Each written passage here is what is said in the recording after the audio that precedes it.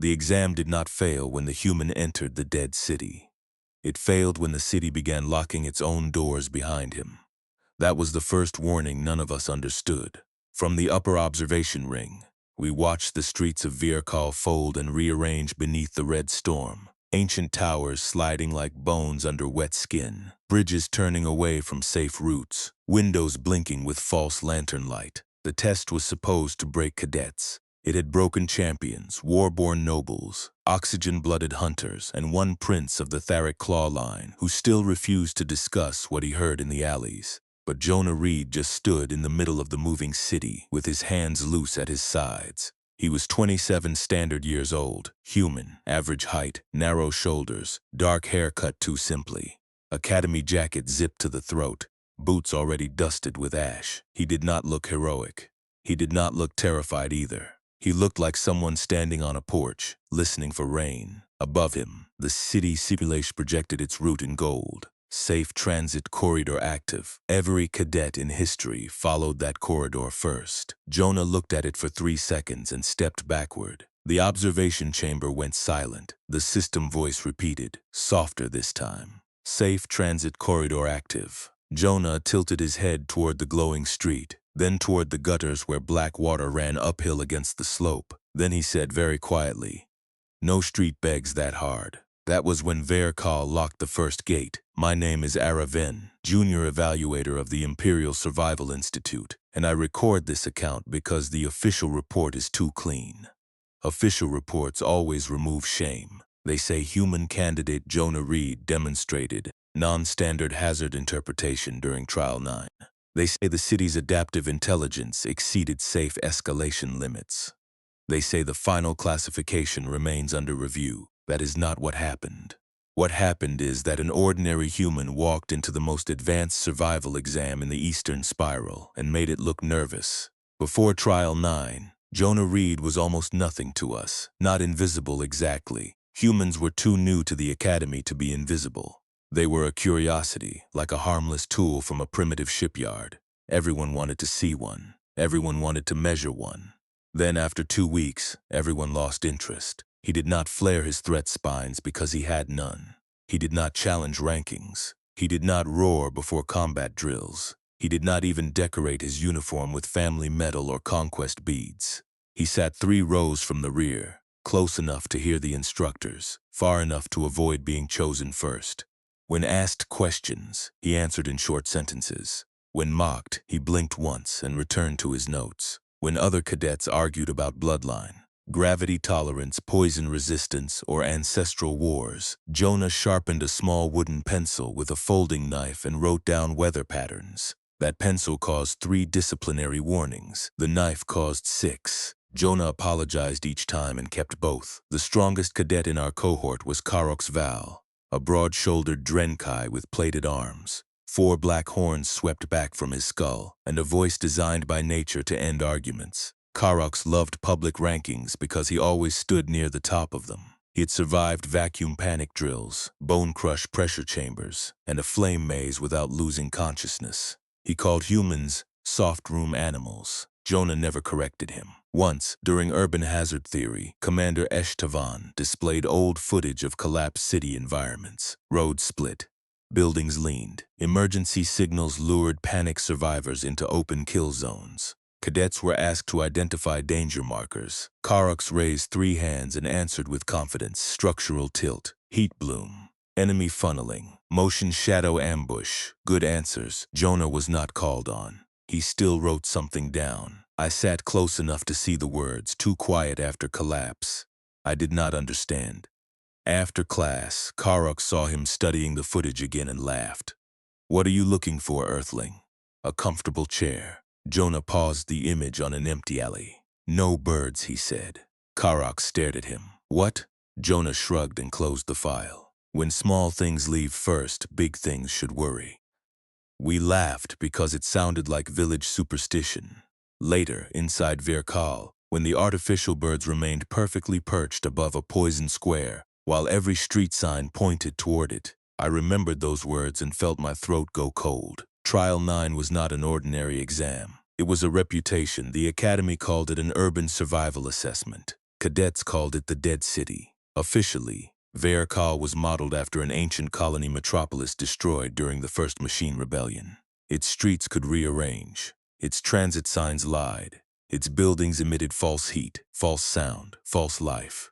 The air carried metallic dust that confused scent organs. Red electrical storms rolled above the skyline. Rescue beacons appeared wherever desperation would be strongest. The objective was simple: reach the central evacuation tower before the city sealed.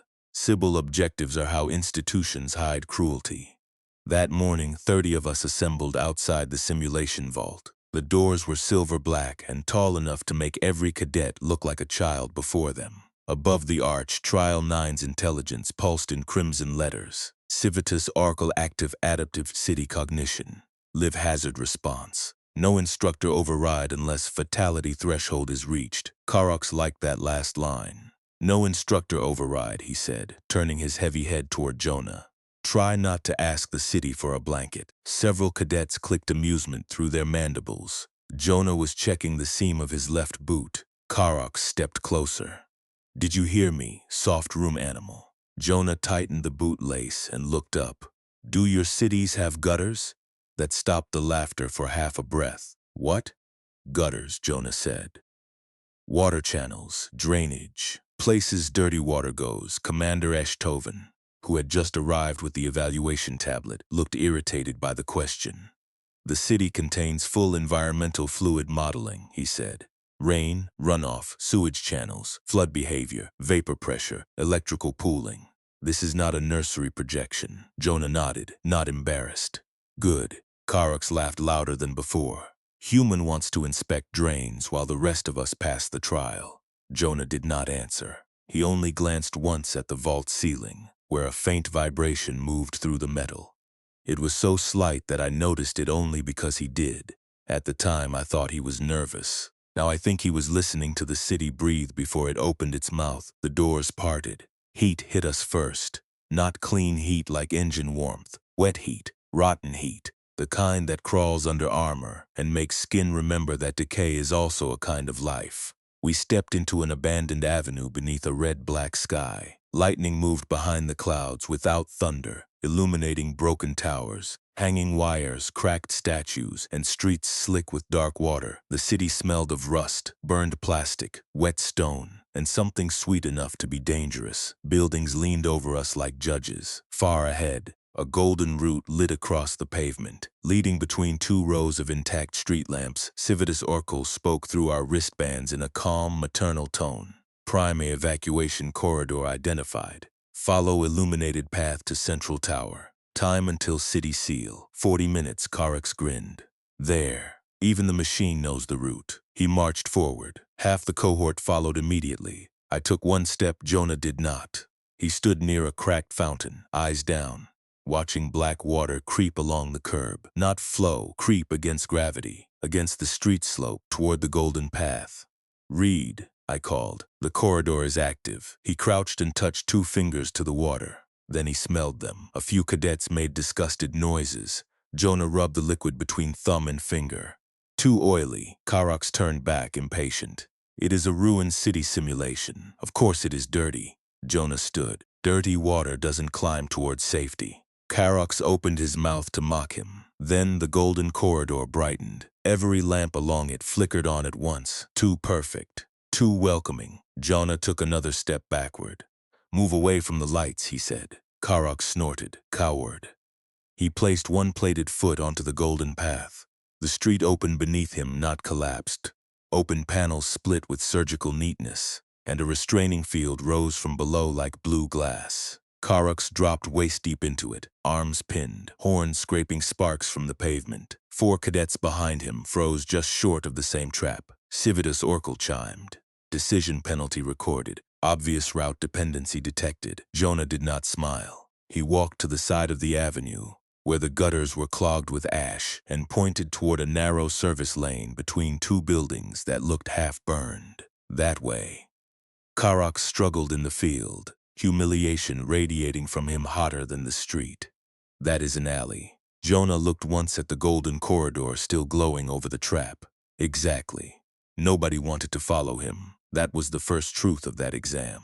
Being saved by someone you underestimated feels worse than danger for a moment. It asks you to surrender two things at once: pride and certainty. Commander Eshtavan watched from the observation deck with folded arms.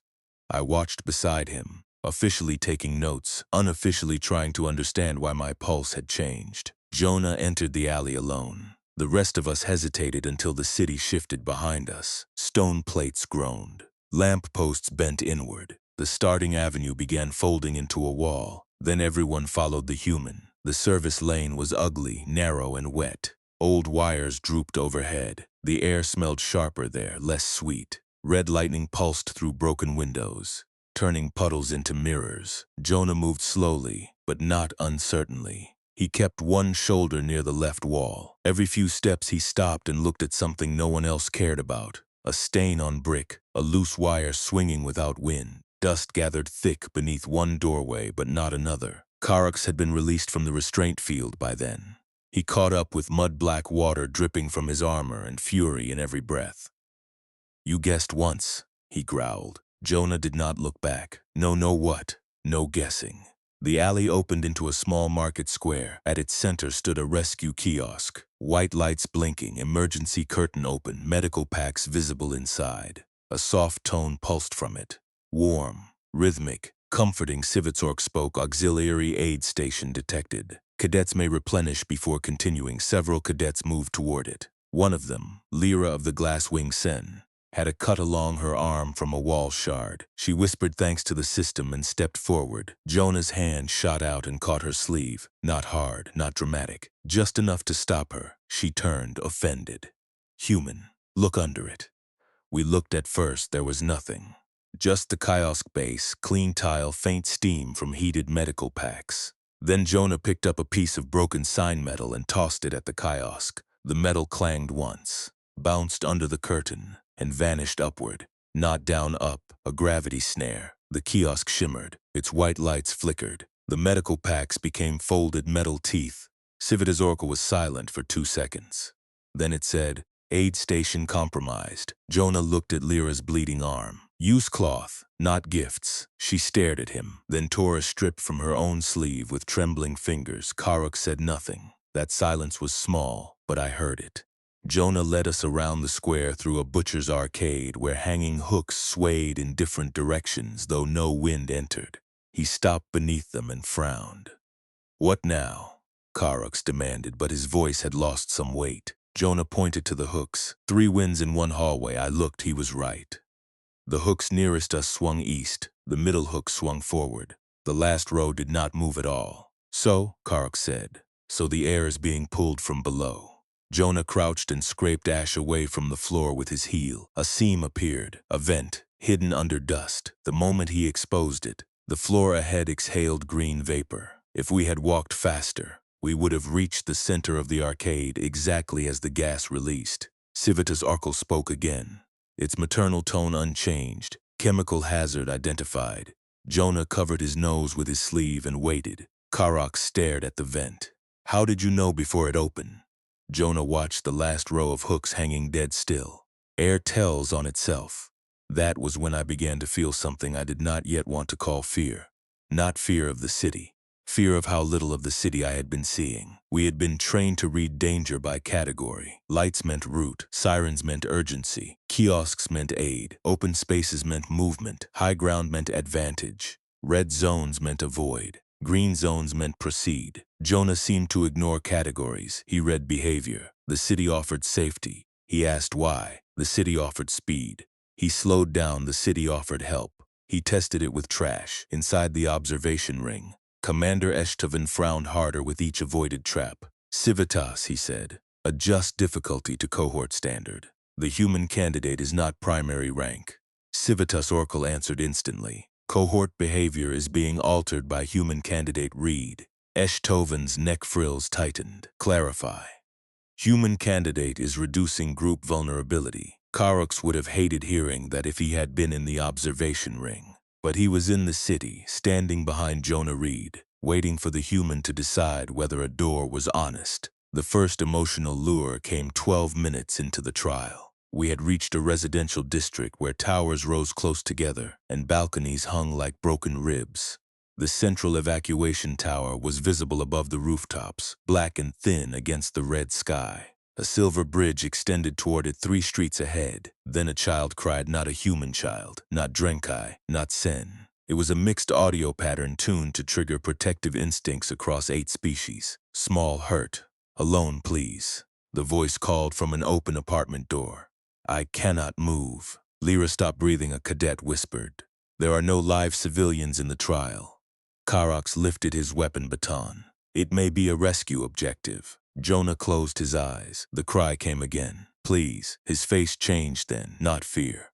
Something heavier. A memory passing behind his eyes. For the first time, I thought the city had found him. Karax saw it too and seized the moment. Finally, he said. Human softness. Jonah opened his eyes and looked at the apartment doorway. Wrong echo, Karax snarled. You cannot know that. Jonah picked up a cracked ceramic cup from the street and rolled it toward the door. It crossed the threshold. The crying stopped. A metal cable snapped down from the ceiling, wrapped the cup, and dragged it into darkness so fast the ceramic shattered against the wall. Nobody moved. Then from deeper inside the apartment, the same child voice whispered, no longer crying. Closer, Lyra stepped backward until her wings touched brick. Jonah's jaw tightened. That one was mean, he said.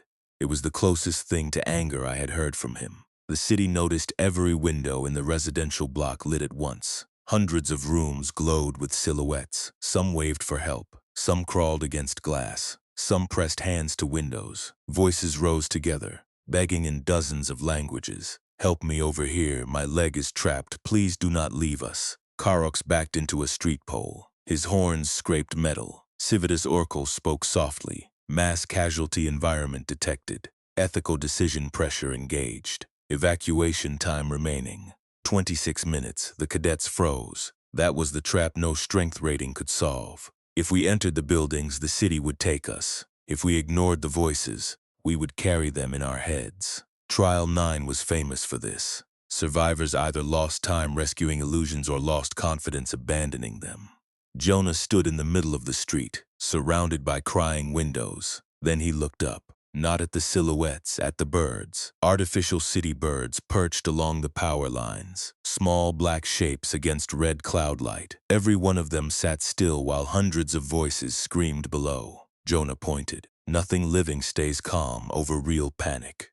The voices continued. He walked past the first glowing doorway, then the second. Then all of us followed. The city screamed at our backs. Karax's face was gray beneath his armor plates. He whispered, what if one had been real? Jonah did not turn. Then the birds would have left. That line entered me like cold. We passed through the residential block with voices begging from every side, and the human did not harden himself against them. That was what made it worse. He heard them, I saw it. Every false cry struck him. Every silhouette touched some human wound I could not name. But he did not let pain choose his path. I had thought courage meant overpowering fear. Jonah made me wonder if courage was refusing to let the enemy choose which fear mattered most. At 19 minutes, the city began moving faster. Streets that had shifted slowly before now rotated behind us as soon as we crossed them. Bridges retracted. Windows became doors. Doors became walls. Transit signs changed languages mid-flash. The evacuation tower seemed close, then distant. Then close again. Civitas Oracle spoke less often. That was its first mistake, Jonah noticed. She's thinking harder, he murmured. Karax looked at him. She? Jonah shrugged.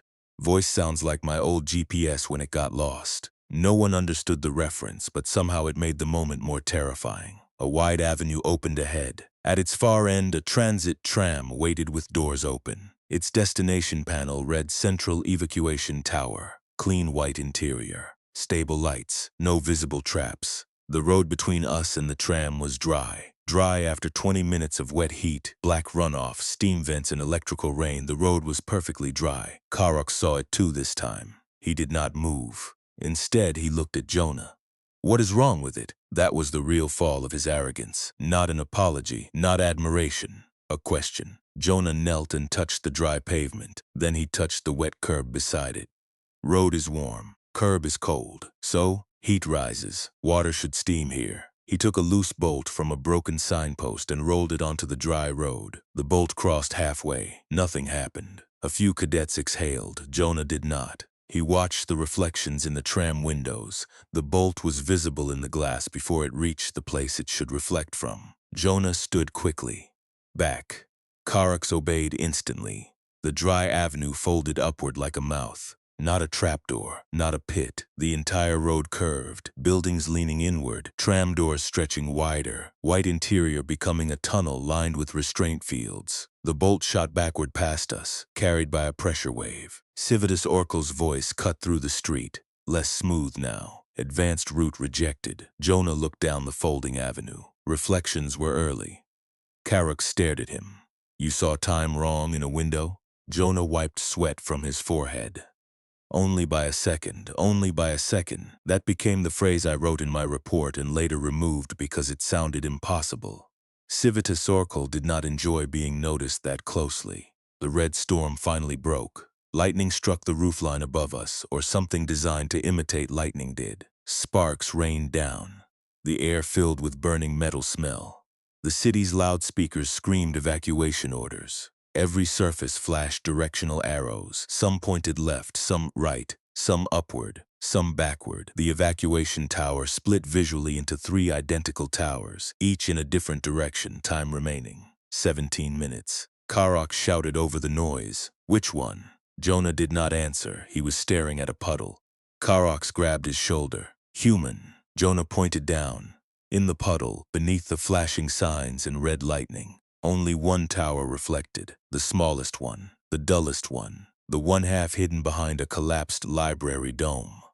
There, Jonah said. The city immediately killed the puddle. A maintenance grate opened beneath it and swallowed the water. We all saw that, even Karax. The city had corrected itself too fast. Jonah almost smiled.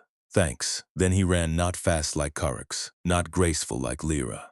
Human running looked inefficient to us. A controlled falling repeated again and again. But Jonah ran like someone who had done it, tired, cold, hungry, scared, and without applause. He did not sprint toward glory. He moved to survive the next 10 seconds. We followed. Through the collapsed library district, under hanging shelves, across a reading hall where books opened themselves and whispered our names, past a statue that turned its head only when no one looked directly at it. Jonah kept us moving by contradictions. Dust is wrong here. Don't touch the blue tile. Those stairs were used recently. That shadow has no object. Left wall. Stay left. At one point, Karax stumbled as a floor section tilted under his weight. Jonah caught his wrist. The human should not have been strong enough to stop a falling Drenkai. He was not. Instead, he dropped with him, using his own body weight to twist Karax toward a support beam. Karax slammed into its shoulder first instead of falling through the opening below. Painful, survivable. Karax stared at the smaller creature, still gripping his wrist. You saved me. Jonah released him and stood. Don't make it weird. Karax did not know what to do with that. Neither did I. The library exit opened onto a plaza beneath the dull tower. No golden lights, no clean road, no welcoming tram. Just broken stone, fallen cables, and a narrow maintenance bridge leading toward a side entrance. For the first time, the evacuation tower looked real because it looked neglected. Civitas Oracle spoke. Final approach recognized. Proceed to maintenance bridge. No one moved, even I, watching from above, whispered, too easy.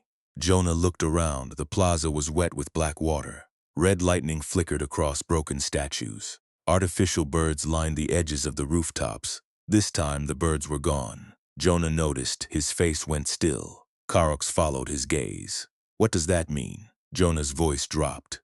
Something changed. The bridge ahead trembled faintly. A low mechanical hum rose from the tower entrance. The system had done something clever. It had learned his rules and begun using them against him. Earlier, calm birds meant false panic. Now the city removed the birds to create real urgency. Karax swallowed. So the bridge is trap. Jonah shook his head slowly. Maybe. Lyra's voice cracked. Maybe. Jonah scanned the plaza. Now it knows what I look for. That sentence terrified me more than the traps. The human had been reading the city. Now the city was reading the human back. Commander Eshtoven leaned toward the control glass. Civitas. Confirm final approach within standard parameters. Civitas Orcall responded after a delay. Standard parameters are insufficient. Every evaluator in the observation ring turned toward the display. Eshtavan's voice sharpened.